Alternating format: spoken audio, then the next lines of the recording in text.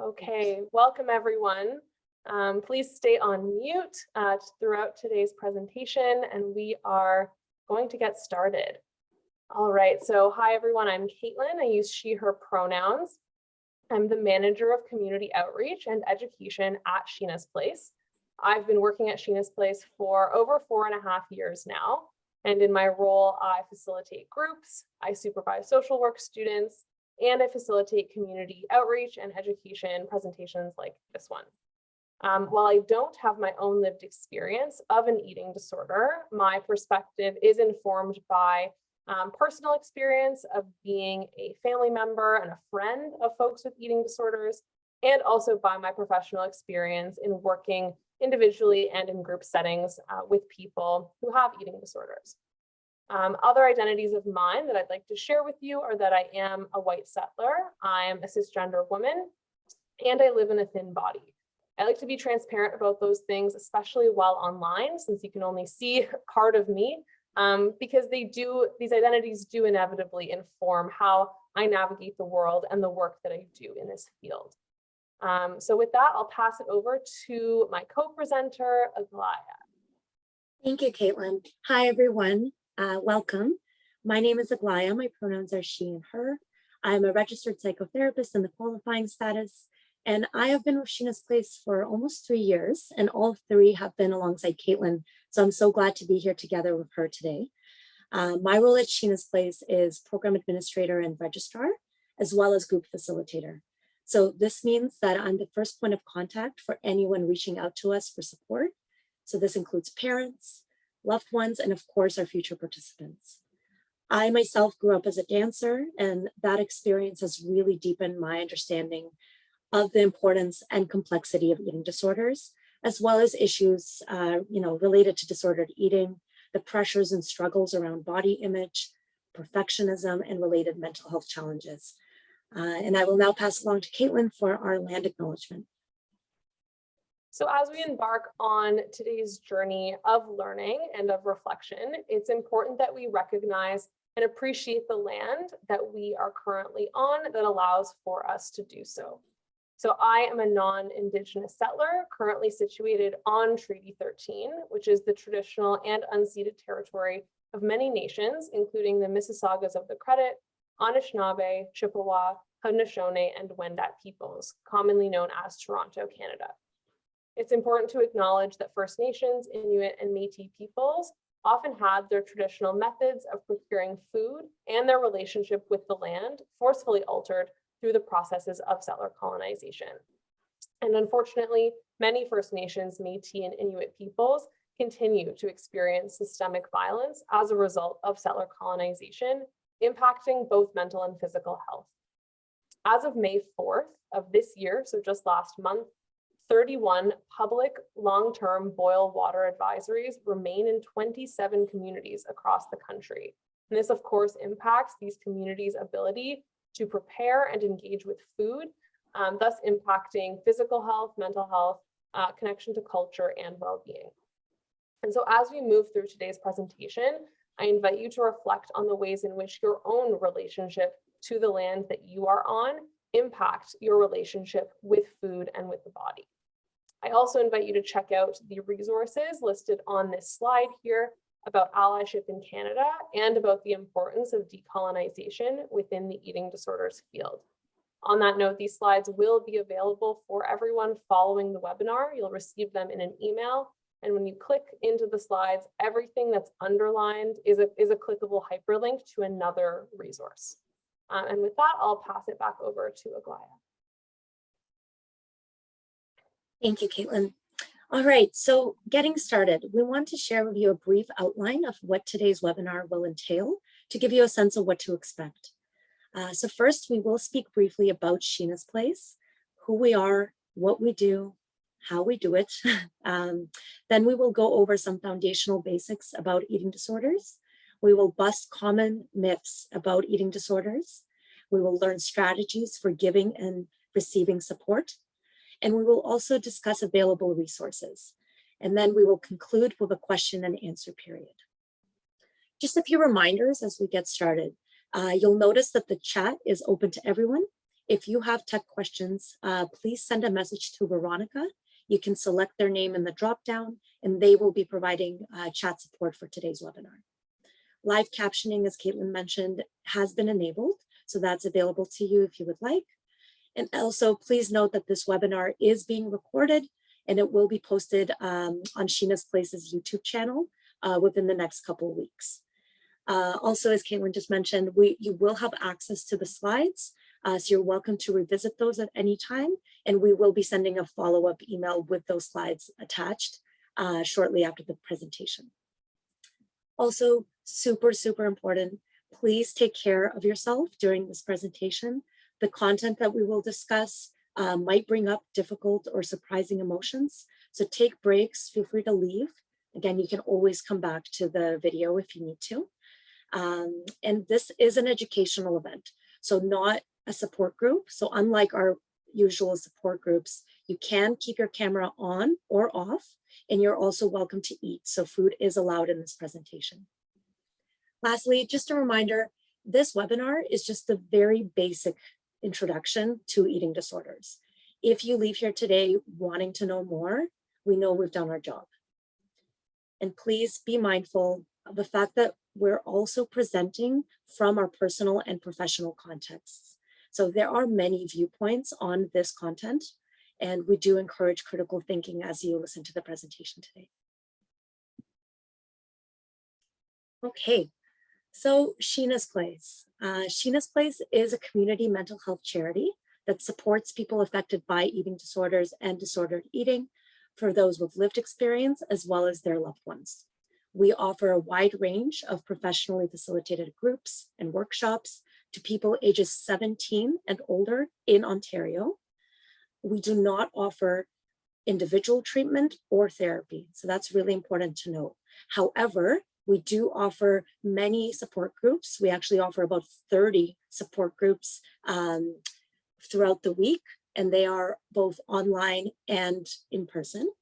And we're actually the only organization in the GTA to provide such low barrier services for people with eating disorders. So what this means is that our programs are free of charge and no diagnosis or referral is required. We receive no annual government support, and we rely completely on private donations. We're also really excited to share that this fall, we will be launching a new full-day training for clinicians and service providers who want to learn more about supporting people with eating disorders. So we will have more information about that later on today. Okay, so as we begin our conversation about eating disorders, I'm going to change my screen share and we will start with a video. So just bear with me for a moment as we switch over. If there are any issues with the sound, just let us know or let Veronica know in the chat.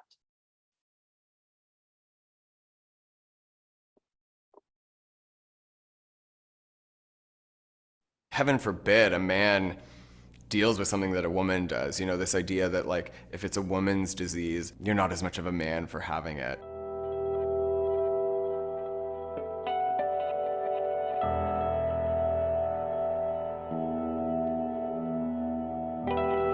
There were many different steps that turned what were smaller, unhealthier behaviors into something that was out of control. I think this is common for people with eating disorders is one day they might have the realization that, yeah, this is an eating disorder, but generally at that point, they've probably had it for quite a while. My earliest memories of what I would consider to be disordered eating, disordered body image, started probably as early as middle school.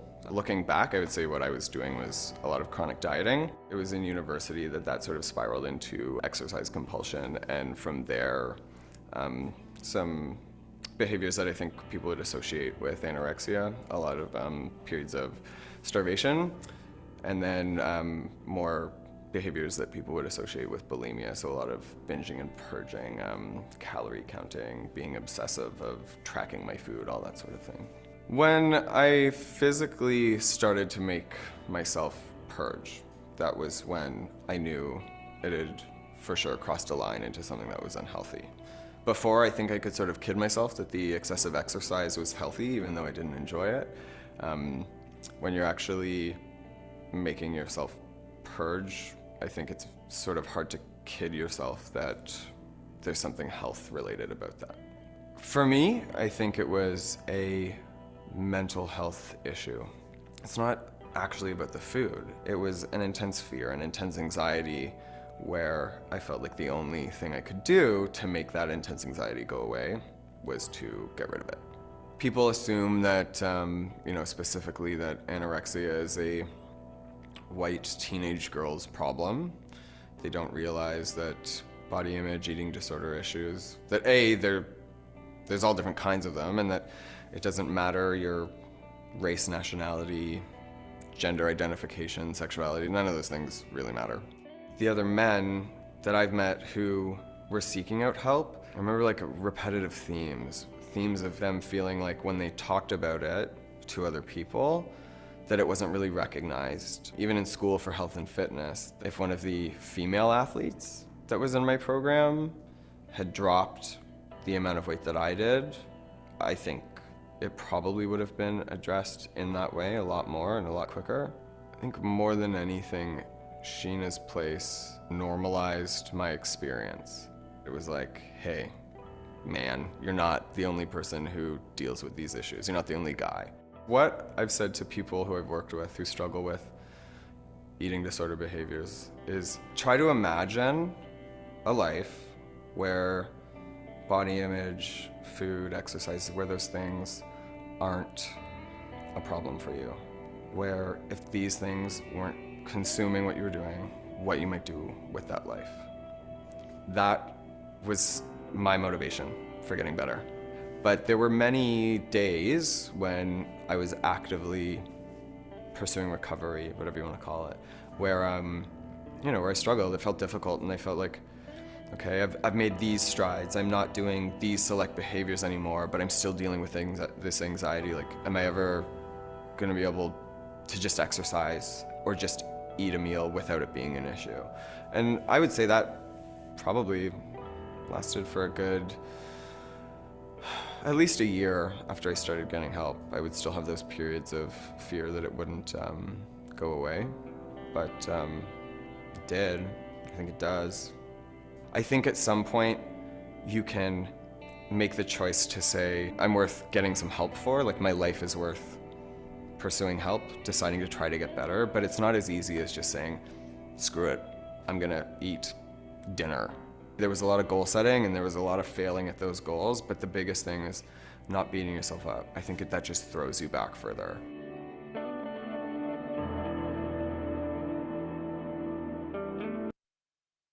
Okay, just give me a moment while I switch the screen share back to our slides.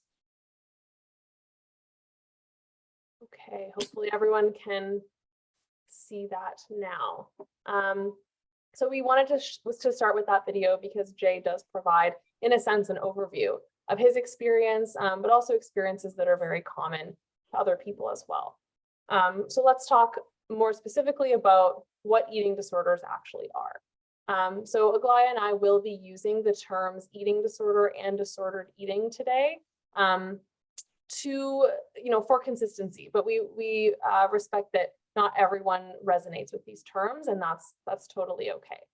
So on this slide here, you'll see a spectrum, and that's because eating disorders, like all mental health challenges, occur on a spectrum, and we all fall somewhere along here. So on the left-hand side, you will see, or you'll find someone who has a more positive or neutral relationship with food and with their body. So this could mean that they have higher levels of body acceptance, that they engage in more flexible, balanced, and intuitive eating and movement, and that self-esteem and self-worth are not solely defined by the body. As we move into the middle, you'll see what we have called disordered eating symptoms. So I'll briefly describe what each of these things mean so that we're all on the same page. So binge eating means eating an objectively large amount of food in a short period of time and feeling a loss of control while doing so. It's really about that loss of control. Purging is an attempt to compensate for binge eating. So often we hear about self-induced vomiting, but there are other methods of purging as well, including using laxatives and diuretics, excessive exercise, fasting, and misusing insulin for folks with diabetes. We also have restricting food intake here. So that means significantly reducing the quantity or the diversity of foods eaten, and it often involves intense rules and compulsions. And then we see, preoccupation with food, weight, calories, dieting, fear of weight gain, and the use of steroids. And so I want to point out here that many of these symptoms are very normalized in our society, right? Especially things like restriction or preoccupation with food and dieting. And although they do have the label of being quote unquote disordered, many of these behaviors are actually very normal responses to what I would call abnormal or distressing or oppressive situations. That said, though, these behaviors can be quite distressing and can take a really big toll on a person's physical and mental health. And so today we'll talk about why a person might start engaging in these behaviors, why they persist over time, and how to offer and receive support for those who experience these things. So as we move to the right-hand side of the spectrum, you'll see various diagnoses listed. And these are based on the DSM, which is what we use in Canada to diagnose mental illness. So these are the categories within that manual. I'm not going to go into the details of what the criteria are because it's beyond the scope of what we're here to offer today. But if you are curious, there is a link to NEDIC's website on the bottom of this slide where you can find more information about what each term means. I will, though, share a quick sentence just about each one so that folks know what we're talking about. So binge eating disorder, this is the most common eating disorder, and it involves episodes of binge eating without purging. Bulimia nervosa involves cycles of binge eating and purging. Anorexia nervosa involves restricting food intake and an intense fear of weight gain. ARFID, or avoidant restrictive food intake disorder, might look similar to anorexia, and then it's primarily about restriction, but it's less connected to body image concerns or fear of weight gain, and more about aversion to food and eating for other reasons. Pica is the persistent eating of non-nutritive substances, so things that are not food. Rumination disorder is the repeated regurgitation of food, not because of self-induced vomiting, but more involving like the gag reflex. And then you'll see the acronyms OSFED and UFED. These are sort of catch-alls for people who might still be diagnosed, but don't fall into one of the above categories. And so subcategories within that include things like night eating syndrome, purging disorder, and atypical anorexia. You'll see one more term listed here as well called orthorexia. There's a little asterisk next to this because it's technically not a diagnosis in the DSM, but it's something that is becoming more and more common. There is advocacy around adding it to the next edition of the DSM. And essentially what it means is it describes an unhealthy obsession with eating healthy or clean, ironically, and it's often accompanied by compulsive exercise. So as you can imagine, in a society that values eating and exercising in a very specific way, this can be pretty hard to spot or to identify, like when does it become problematic. So a final note before we move on is that diagnoses, they can be really helpful and validating for some people, but they can also be really problematic for others. There are a lot of barriers to receiving a diagnosis, and unfortunately, having a diagnosis is often a requirement for accessing treatment, especially publicly funded treatment in Ontario and across Canada.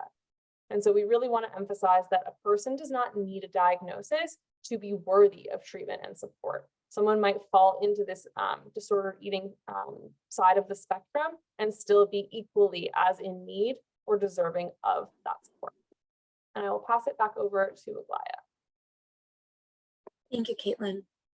So for many of us, our first interaction with disordered eating may actually be recognizing disordered eating and its symptoms. Now, this could be yourself, this could be a loved one, this could be a client of yours. Regardless, that process of recognizing the symptoms and understanding how to navigate that moment is really, really important. So I'll give you a moment just to read through what you see here on the slide. These are some behavior changes and physical changes that are often associated with disordered eating. So I'll just give you a moment here. Notice if anything is surprising to you. If you have any questions, feel free to jot those down or put them in the chat. We will happily address them at the end of the presentation.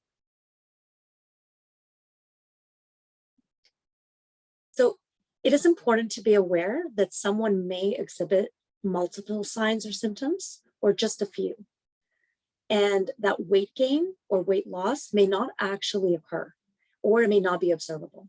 So often people actually go to great lengths to hide signs and symptoms due to stigma and feelings of guilt and shame.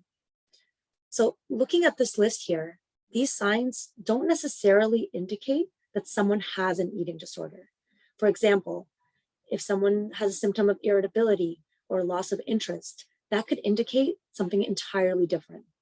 So it's really important to be mindful of this in order to not jump to any conclusions too quickly if you're noticing some of these changes. Now, in regard to prevalence and severity, based on global prevalence data, it's estimated that 2.7 million people in Canada have a diagnosable eating disorder. Even more people experience distressing symptoms. So especially with the pandemic, COVID-19 has exacerbated the prevalence and severity of eating disorders locally and globally. Eating disorders have the second highest mortality rate of all mental illnesses, second to opioid addiction. And the leading cause of death includes suicide and cardiovascular failure due to caloric restriction, use of diet pills, and self-induced vomiting. It is, however, really important to note that mortality and health consequences are not dependent on body weight. And lastly, what we do know is that early intervention does have a greater chance of recovery. However, unfortunately, early intervention is not always available. All right, so next we will be going through some common myths that exist in our society around eating disorders. As we speak about these myths, I really encourage you to be aware that these myths do not exist in vacuum or in isolation. They're actually all quite related and intertwined, which is part of the reason for why they're so prevalent. So our first myth is that eating disorders are a choice. In truth, they're not. There's so many different variables in play that contribute to someone experiencing disordered eating or an eating disorder. There's not one cause, and often, at the beginning stages, people are drawn to try and isolate a specific variable as the cause. And what we know is that there's so many different things in play when we're looking at someone with these struggles. So there may be biological factors. These include genetics, physiology, medications, and neurochemistry. We do know that 40 to 60% of the risk for eating disorders is through genetic heritability. There may be environmental or social and cultural factors included, so family, peer influence, societal beauty standards and pressure, social media, living in a culture of comparisons that we're aware that we do. And discrimination and oppression may play a factor here. Also major life transitions. So entering adulthood, pregnancy, grief and loss, all can induce these symptoms. The age of onset is typically adolescence. However, it could happen also in early adulthood. It can also happen a lot earlier. So in kids, ages under 10 years of age, and it can also happen later in life.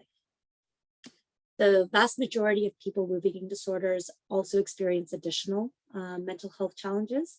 So most commonly, that's depression or anxiety, followed by obsessive compulsive disorder, substance use, and post-traumatic disorder and an experience of trauma. It is very rare for an eating disorder to occur in isolation. Okay, so we'll move on to myth number 2, which is that eating disorders are exclusively about food and weight. And those things, of course, play a role for many people, but it's not the full picture. So in reality, many factors drive eating disorder symptoms over time, including those listed on the slide here. So the top two rows, the darker rows, represent functions of eating disorder symptoms. So how symptoms might serve a person. Anecdotally speaking, in my experience, coping with difficult emotions or traumatic memories, this tends to be the most common function that I observe in people, but that could look different for everyone. Another common one is social reinforcement. So this refers to how a person might gain power and privilege through their eating disorder symptoms. So for example, if a person is losing weight, in a world where thinness is associated with more power and privilege, you can understand how that really reinforces symptoms over time. Many of these are especially relevant in the context of the pandemic. So of course, dealing with difficult emotions, maintaining control in uncertainty, as well as the loss of formal and informal support. So that brings us to the bottom row here, the lighter ones. The reason that they're a different color is to specify that they don't necessarily represent functions of the eating disorder symptoms, but these are other systemic factors that perpetuate disordered eating and interfere with recovery. So food insecurity, lack of access to support, isolation, and weight stigma and diet culture. So before we move on to myth number 3, we are going to spend some time talking about diet culture and weight stigma, which again perpetuates disordered eating for many people. I know we didn't have a chance to talk about all of the items here on the slide, so if you do have questions, make note of that. If there's anything you're curious about and want to know more about, jot that down and we can come back to that in the Q&A at the end. So, diet culture. This is a term that some folks might be very familiar with. It's something that might be new to others. And essentially what this term means is it is a system of beliefs that worships thinness and equates it to health and moral virtue. Diet culture promotes weight loss as a means of attaining higher status. It demonizes certain ways of eating while elevating others, and it oppresses people who don't match up with its supposed picture of quote unquote health, which disproportionately harms women, femmes, trans folks, people in larger bodies, people of color, and people with disabilities, damaging both mental and physical health. And so diet culture creates and is reinforced by weight stigma, which means weight-based discrimination. Weight stigma can show up in many ways. It can show up more overtly or obviously, so through things like name calling, making fun of someone because of their weight, and also in more covert or hidden ways. So for example, the size of seats on public transportation or airplanes or in a doctor's office, or the types of seats available in a restaurant, right? All of these things imply who is welcome in a space and who is not. And of course, that is a form of discrimination. And so we don't have time, unfortunately, to dive deeper into the impacts of weight stigma. There are so many, but we will say that, because diet culture normalizes and perpetuates weight stigma and body image dissatisfaction, it also perpetuates weight control behaviors. So things like dieting and over-exercising. And this puts people at a really big risk for developing eating disorders and other mental and physical health challenges. So we'll spend just a moment talking about something called the diet binge cycle, also known as the restrict binge cycle. And before I talk about this, I do want to emphasize that my intention is really not to shame anyone who is currently on a diet or who's been on one in the past. Dieting is really, really common, and engaging in it is a very understandable response to the messages that we are bombarded with about bodies and weight and health and food. And especially for folks in larger bodies, dieting can be seen as socially expected. It can be a coping strategy, and it's often encouraged by healthcare providers, even if it leads to harmful outcomes. And so dieting or restricting, which means significantly reducing the quantity or the types of foods eaten, it can begin in order to try to lose weight, but it can also begin for a lot of other reasons, right? A person might restrict their food intake in an attempt to gain control when they feel like they're not in control of their life circumstances. There are medications or physical or mental health conditions that suppress appetite or that make eating really tough. And then lack of access to food. Of course, this is one very common reason why a person might restrict their food intake. But the body can't distinguish the difference between any of these reasons. For the body, it's just not getting enough food. It doesn't know why. And so regardless of the reason why a person restricts their food intake, they will often experience food cravings and a feeling of being out of control around food. So this is the body's way of telling them that they should be eating more or more different variety of foods. And so this often causes people to binge eat or to overeat, which means eating past fullness, which is then often followed by feelings of guilt and shame, thoughts around I'm a failure, I have no willpower, I'm not good enough. And you can see how the cycle can continue over time, regardless again of the reason why someone initially is restricting their food intake. And so what we really want to emphasize here is that binging is a very, very normal biological response to restricting or to dieting, whatever the reason is for that restriction. And so what I've just described is called physiological or physical deprivation. So when the body is physically deprived of something, it's going to crave that thing more. However, there's also something called psychological or emotional deprivation. So if we tell ourselves that we can't eat something because it's bad, we are probably going to end up craving it more, and we'll probably end up eating more of that food, even if our body is technically getting enough nutrients from other food. And so, of course, there are certain foods that are more nutrient dense than others, but avoiding certain foods, unless it's because of an allergy, intolerance, or a religious or ethical reason, is likely to backfire, negatively impacting our physical and our mental health. We also know that based on a growing body of research, dieting does not work to sustain long-term weight loss. There's so much research that shows that. And we also know that a person's weight is not a good indicator of their health status. So we don't have time to show this video, unfortunately, today, but it is linked on this slide, Poodle Science. We would definitely recommend checking that out because it illustrates this concept of health at every size, that we can't determine someone's health based on what their body looks like. And it uses dogs as an analogy, which I think human beings can be a lot more compassionate towards animals sometimes than they can be towards themselves. And so using this analogy, for me at least, really helps to illustrate this concept. Okay, so again, that was a lot of information. If you have questions, write them down, hold on to them, and we'll get to that at the end. So we'll move into our third and final myth, which is about who is impacted by eating disorders. Contrary to popular belief, anyone can develop an eating disorder, not just young, thin, white, affluent adolescent girls or young women. And in fact, certain groups and populations are at a higher risk despite being less represented in research and in the literature.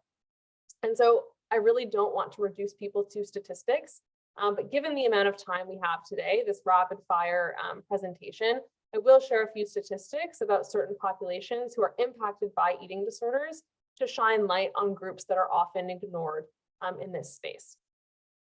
And so when it comes to gender, we know that about 20% of people living with eating disorders identify as boys and men.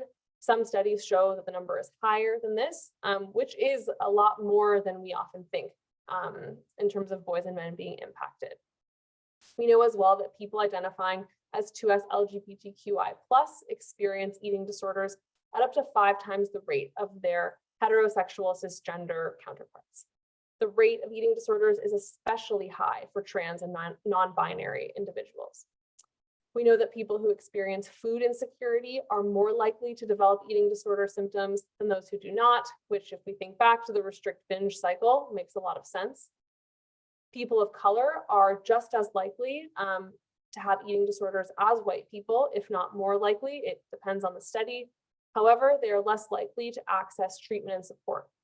This is for a variety of reasons, including racial bias in diagnosis, as well as a lack of appropriate treatment and support options. We know that disabled and neurodivergent individuals are more likely to have eating disorders than able-bodied neurotypical people. This is especially true for autism and ADHD. And unfortunately, most treatment methods do not accommodate or reflect neurodiversity. And so this is something that really does need to change. And we know as well that people of all shapes and sizes experience all types of eating disorders. So we can't look at someone and determine what type of eating disorder they have or if they have one. And as Aglaia mentioned earlier, health consequences are not dependent on body weight. So if we think back to myth number 1 and the biopsychosocial model, it's evident that a lot of people with the identities listed here, so people of color, 2S LGBTQ folks, people with disabilities, people in larger bodies, experience oppression and discrimination and trauma, which contributes to their elevated risk of developing an eating disorder. And we know that the assumptions and stereotypes about who is impacted can be really, really harmful because they prevent people who don't fit the stereotype from receiving support, either because those individuals don't self-identify as needing support, they don't see themselves represented, and or they are less likely to be diagnosed or recognized by health professionals. And so on the note of receiving support, I'll pass it back over to Aglaia to take us through the next section. Thank you, Kaitlyn. So when it comes to having an initial conversation with someone that you're worried about, it's very normal to have a million things going on through your mind. So what to say, where to do it, what not to say, at the risk of causing more harm, what to do to ensure that the conversation goes well, that the message, lands the way that you intended it. So those are all really, really important questions and very normal ones to have. So here we've listed a few suggestions for what we would recommend to be helpful things to consider if you are engaging in an initial conversation with someone that you are worried about. So first, choosing a caring and confidential environment. So avoid spaces that may be triggering and times immediately after an incident or an eating disorder symptom has occurred. I wouldn't do it after a meal. I wouldn't do it at an event that you're noticing these things. Somewhere quiet, somewhere personal, and somewhere safe. So do your best to be compassionate and validate the pain or confusion that the person may be experiencing. Do your best to remain non-judgmental and believe what they tell you. Avoid making assumptions and be careful when connecting to your own experience. So statements like, I know exactly what you mean, can actually come across quite invalidating in circumstances where we don't know all the details. Avoid using blame, guilt tripping, and manipulative language. So try to always come back to your experience, to using I statements. So for example, saying, I'm worried about you, rather than you're worrying me. Avoid focusing on food or specific symptoms. Instead, focus on the emotions. Emotions is most often, that's where, the key really is. That's really the nature of that's what's underneath what you're seeing as a physical symptom coming through. Encourage help seeking. So by providing information and resources, however, remember that the decision to seek support is ultimately theirs. So be patient and prepare for possible anger or denial. Now, if you're supporting someone with these challenges, or if you yourself are the one struggling right now, here are some recommendations that we'd like to suggest. So first, reflect on the beliefs and biases about weight and health. Learn about the history and the impacts of weight stigma and fat phobia. Learn about frameworks like health at every size, body liberation, fat liberation, and body neutrality. And ask yourselves the following questions. Ask yourself, feel free to do this right now, just for yourself. Do I make assumptions about others or myself based on size and weight? Am I more likely to be friends or friendly with folks of certain body types? What does a person's health say about their worth as a human being? And also, really notice how you talk about bodies. Criticizing bodies, especially our own, is so normalized. And these moments, they often go unnoticed because of that. And even if we're in a group and, you might be making a comment about yourself, which seems less harmful than, pointing something out about someone else. Keep in mind that when we say something out loud, that message carries, right? And you're sharing a message there as well. If you're perceiving yourself this way, it's likely you are perceiving those around you this way as well. So keep that in mind when we're, in social situations. Avoid complimenting weight loss, criticizing other bodies, criticizing your own body. Instead, try complimenting personality traits, achievements, and other non-body qualities. Reflecting on the purpose of a comment is also really important. Like, what message are you really sending when you say something to someone or to yourself? And challenge the idea of feeling fat. What's the underlying emotion there? Because fat is not a feeling. Notice how you talk about food. So avoid dichotomizing food as good or bad. Also linking food to appearance or virtue, like Kaitlyn was speaking about earlier. Also, this one's huge. Justifying or commenting on food choices. For example, we often hear, I had such a hard day, I deserve this treat. Or I worked out so much today, I earned this meal. Like, if you pause there and just take a moment to think about the underlying message in those comments, in those statements, perhaps we can exist in a world where we don't need to struggle or earn or deserve a meal or food that we can enjoy. Instead, try valuing the emotional, social, and cultural importance of food. Learn about flexible and intuitive eating. However, I do invite some critical thinking there when it comes to intuitive eating, as it has recently been really, taken on and adapted into a lot of diet culture talk. Also, critically analyze social media. Social media, and especially photo-based, is associated with increased body image dissatisfaction, which increases, we know what it does, increases the risk of developing an eating disorder. So just notice how you're feeling while scrolling. You're scrolling away and you feel some irritation come up, or you feel some low notes creep in on your self-talk. Those are the moments that we can take and make a choice. We can unfollow an account, we can mute certain accounts. We don't need to feel badly about ourselves when we're engaging in social media. Notice how diet culture sneaks in there all the time. And, we have those tools in our hands, even if they're sort of hidden often. So, using algorithms to your advantage. So by saving certain posts or reporting certain posts, you can begin to sort of curate a much more meaningful and positive experience when you're engaging in social media. Diversify your feed, follow non-body related accounts. There's so much incredible content out there. And sometimes we just need to be a little bit more intentional about finding it. And lastly, so important, practice self-care and harm reduction. And I really want to emphasize this. Self-care looks and feels different for everyone. It does not need to be a bubble bath with candles. It does not need to be something you saw in a magazine or on social media. This is your own experience of self-care. And sometimes it's going to look boring and it might actually be quite hard, but asking for help, setting boundaries for yourself and for others, that's self-care as well. Setting realistic and achievable goals for yourself and others. Don't expect yourself or someone else to just stop engaging in symptoms.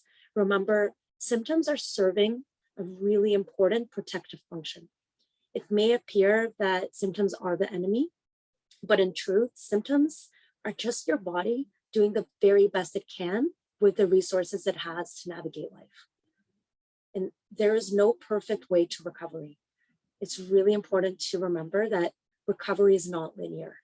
So that progress, it is not just going to go, one step at a time. Sometimes it's one step forward, 10 steps backwards, and then again, and so on. It's going to look different for everybody. And it's important to just stay in that process and be mindful of all all of that it entails. Okay, thanks, Aglaia. So I'll speak now a little bit to the types of support that exist. And remember, this is a very, very broad overview. And so if you are interested in learning more, you can check out future outreach options that we will be offering. As Aglaia mentioned, since everyone experiences eating disorders and recovery differently, there is no blanket rule regarding what treatment or support is best for an individual. Everyone's combination of treatment and support, or the order in which they access those things, is going to vary, and finding the best or most appropriate option for a person might take some time. And so the graphic you're looking at right now is a web of support that was created by NEDIC, the National Eating Disorder Information Center, to indicate that support does not look just one way. So support could include education, like attending this webinar, right? Learning, knowledge is power. Support apps and helplines, utilizing those. Group or peer support, one-on-one support, that could be from a doctor or a therapist, a dietitian, someone else.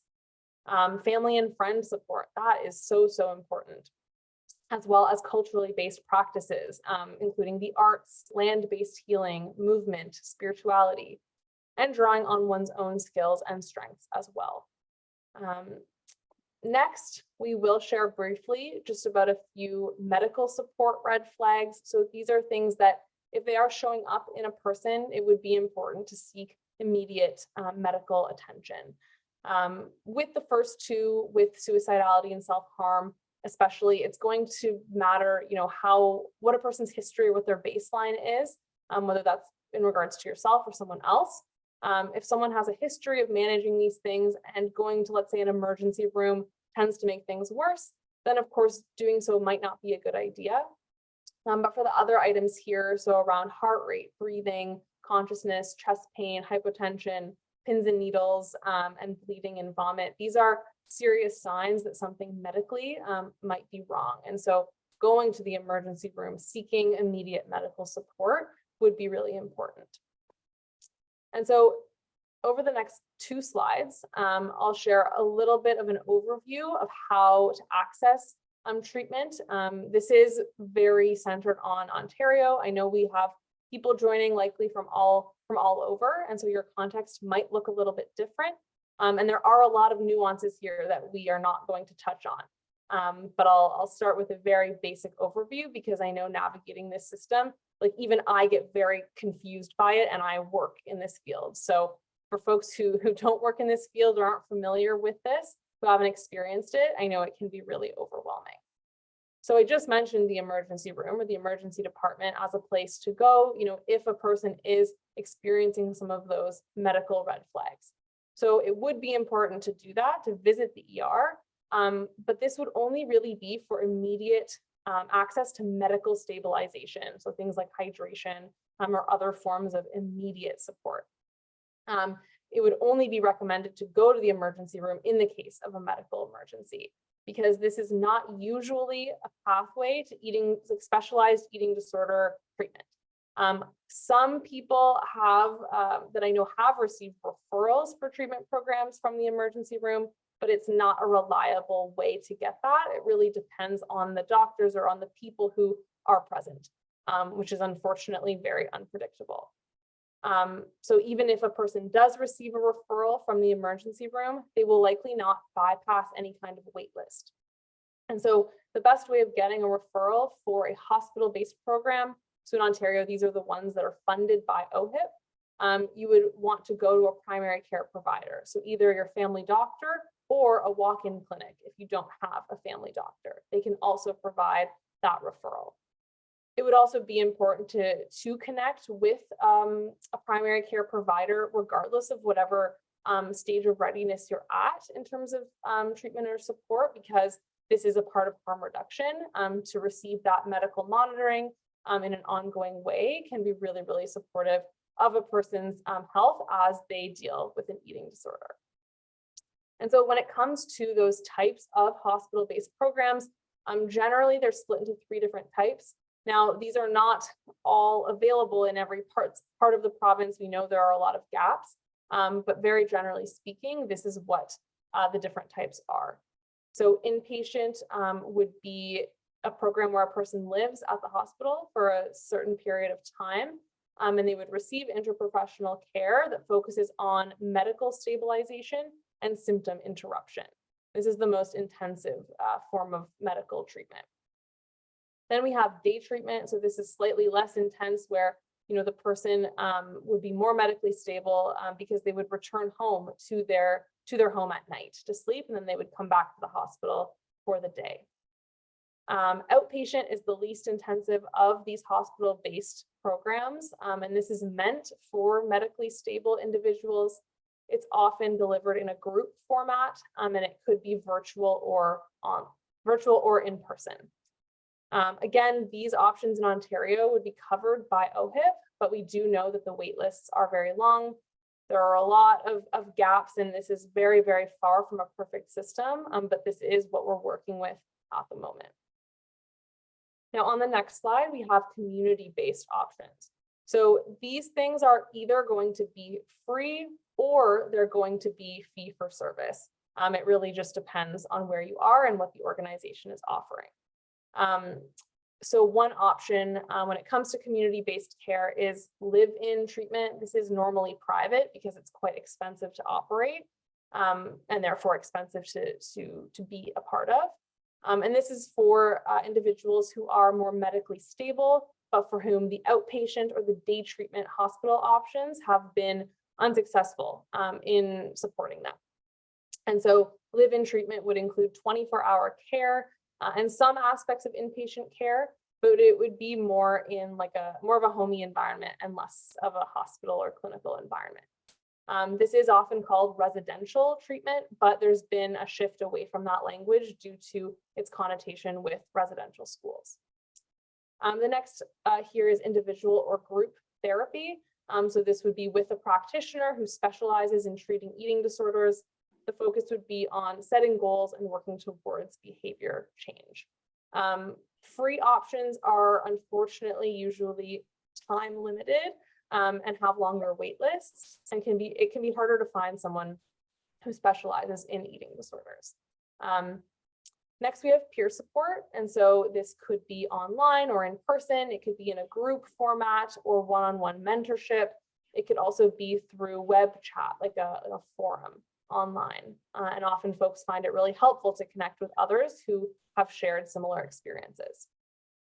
Same with support and skill building groups. It can be really helpful to connect with others in similar circumstances.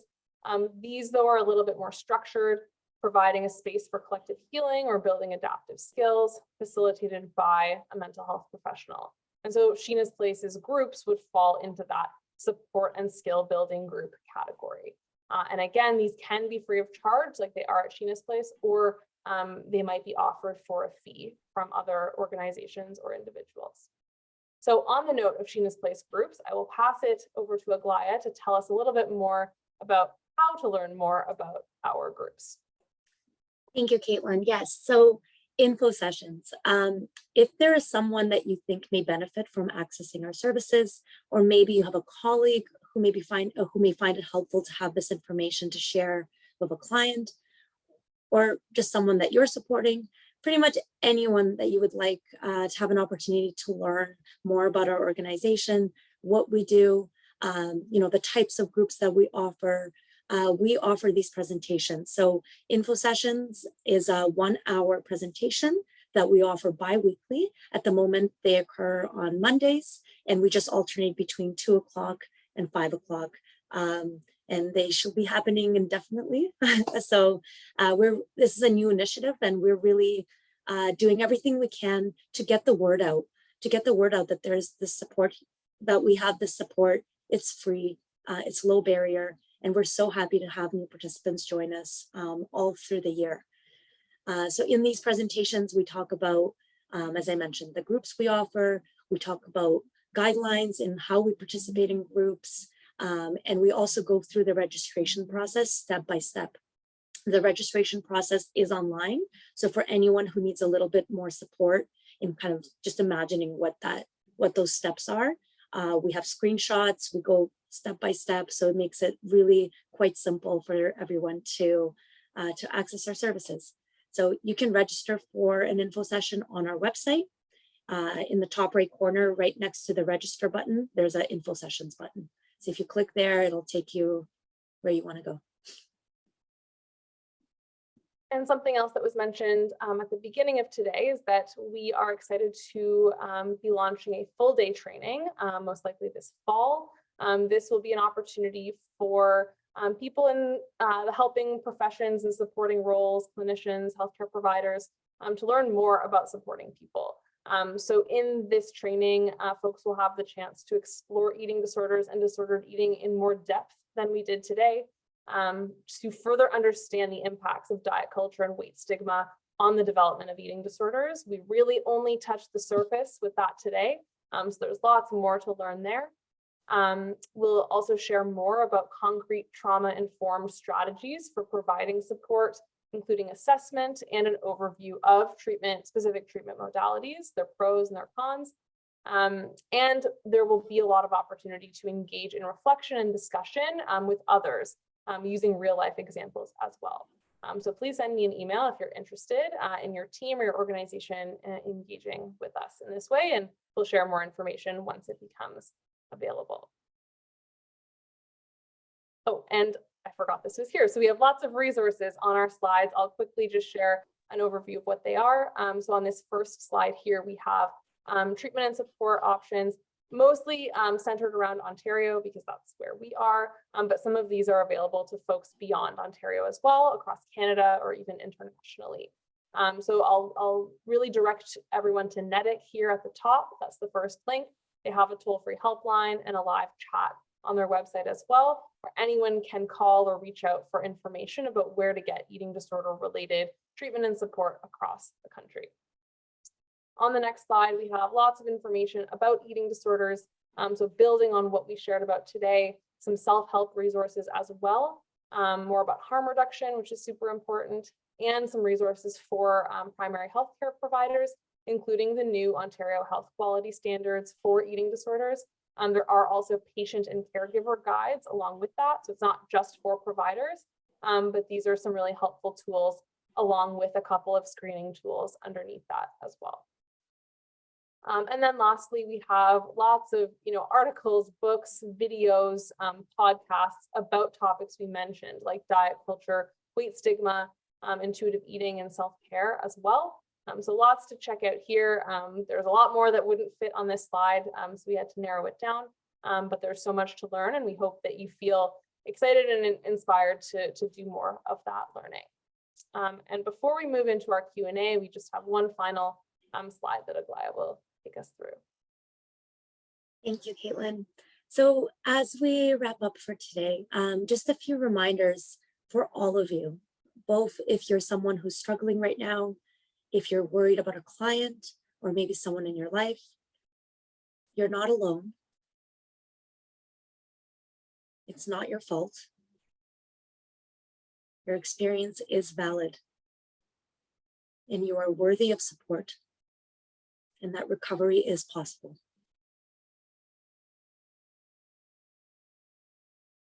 Okay, thanks so much for that final reminder, Aglaia.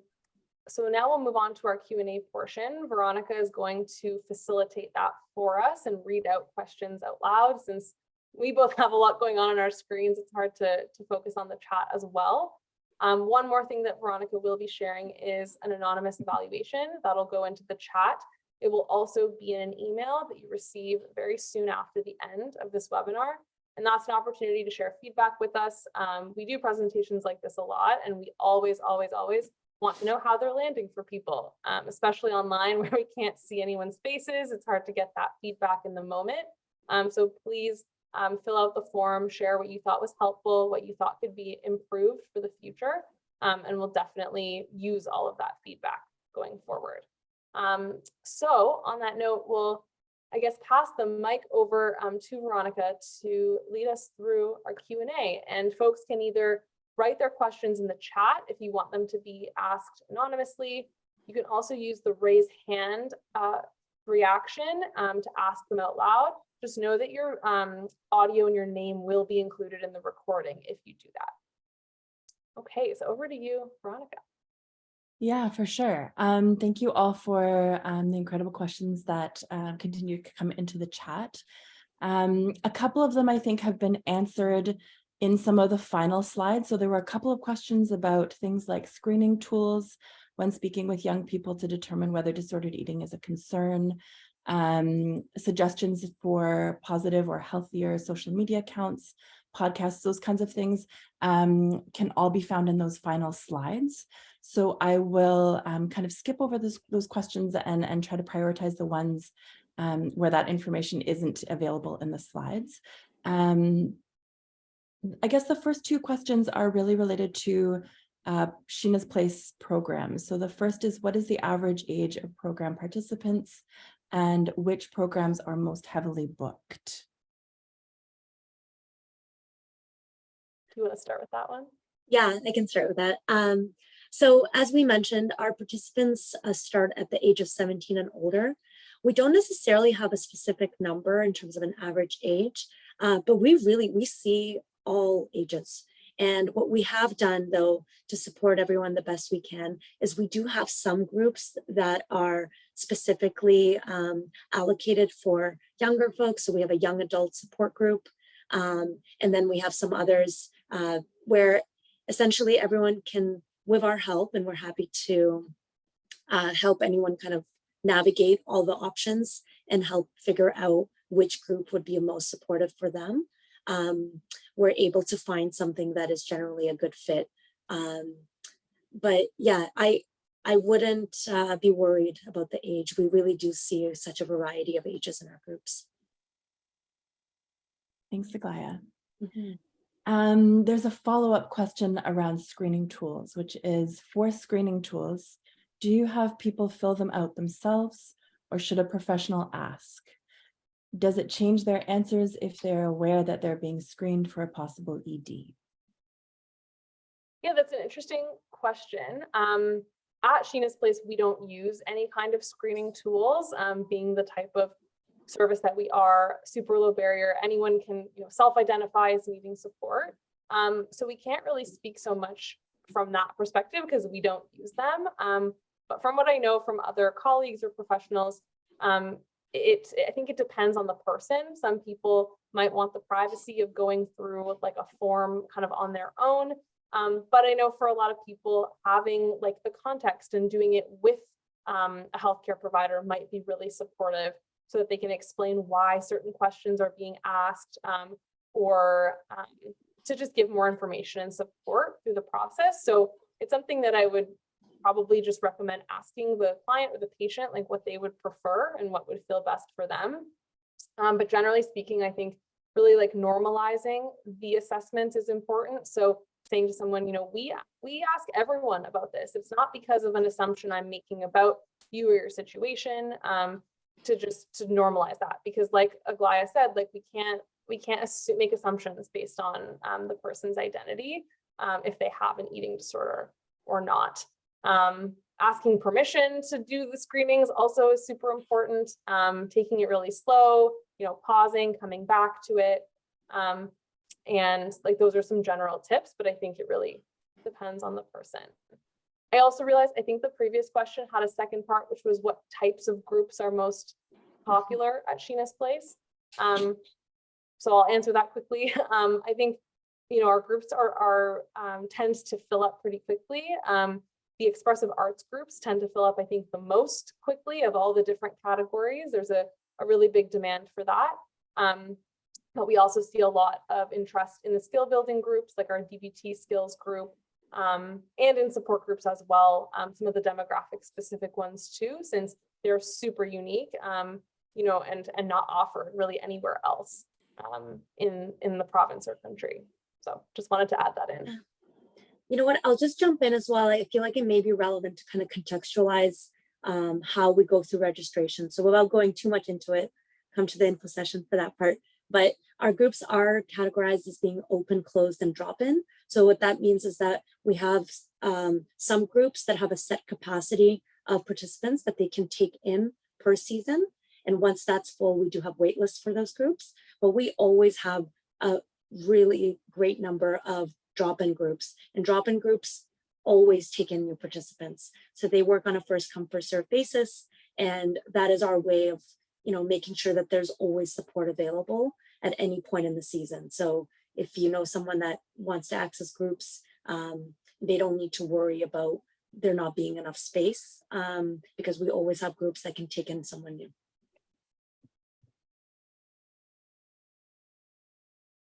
Amazing. Thank you both. I have another sort of service related question since we're on that topic, which is, and I don't know if this is specific to Sheena's Place or more broadly as a question, but the question was, is there trauma-based help for eating disorders? Yeah, that's a good question. I can start. Yeah, as we mentioned, the intersection between eating disorders and trauma is really, really strong. A lot of people have experienced both trauma and an eating disorder, so it's a really important question. At Sheena's Place, we in the past have had a few groups that have focused on that intersection. There's one right now called Transforming Trauma. That's an arts-based group, but it's not treatment or therapy. So it's an opportunity to explore those themes, but it wouldn't be considered like eating disorder treatment or trauma treatment.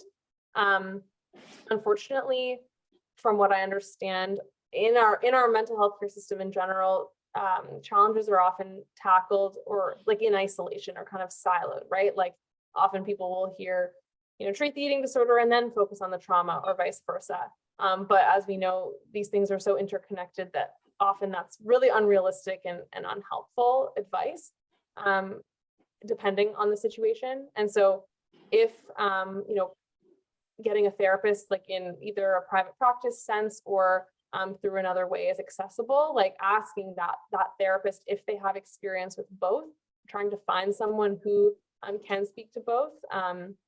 That's a good approach to take, I think, with that. And I think there are more and more, at least trauma-informed practices being applied in various eating disorder treatment settings. But when it comes to actual trauma therapy, it is harder to find both.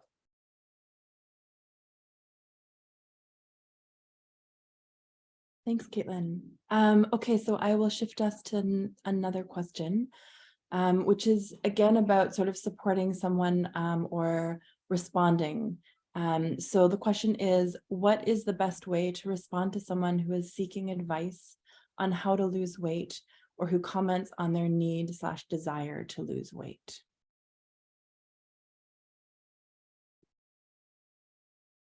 Do you want to start or should I start?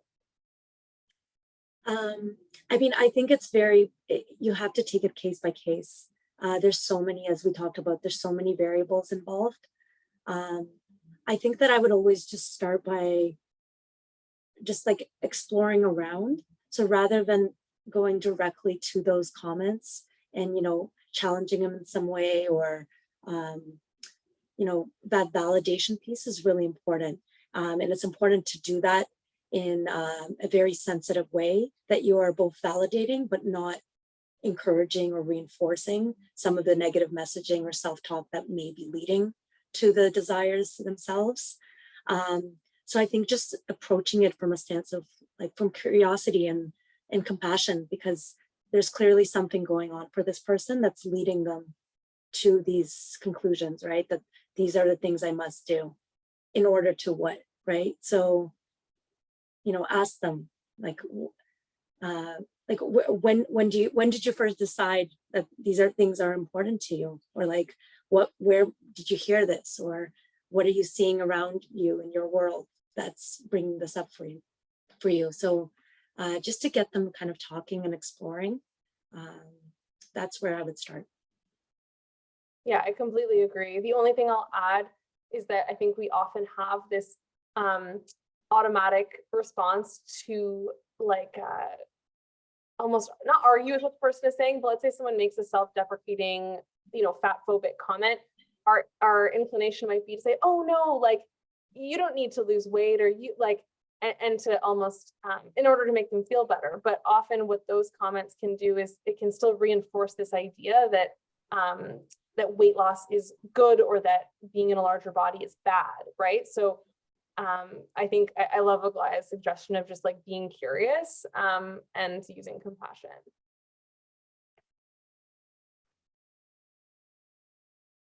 I think I've got a related question coming up in the chat, which is how do you navigate the line between losing weight for the sake of health markers and also being cautious of triggering an ED?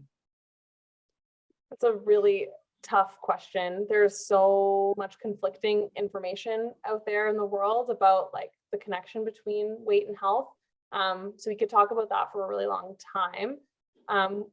What I'll start by saying is that there's a lot of misinformation about the connection between weight and health. So often people are told by their medical professionals or others that they should be losing weight based on what their BMI is or their body mass index. But over and over again, research is showing that that is like a horribly inaccurate measure of a person's health, just to be looking at their weight in relation to their height. It misses basically everything that's important about a person's health and well-being. And so I don't think I can answer the question of where that line is, because I think so often that advice is given in a way that's actually not supportive to a person's health. And so finding a provider who is willing to talk about, you know, weight stigma and health at every size, like it's hard to do some of the time, but I would question that advice because it's super complicated. And the blanket advice to like lose weight for health is not one that I would follow or recommend.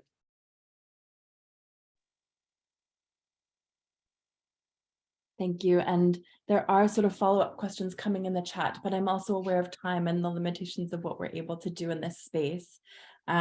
So maybe we'll pause on that thread, recognizing that we haven't been able to fully answer some of these questions because they are really big questions.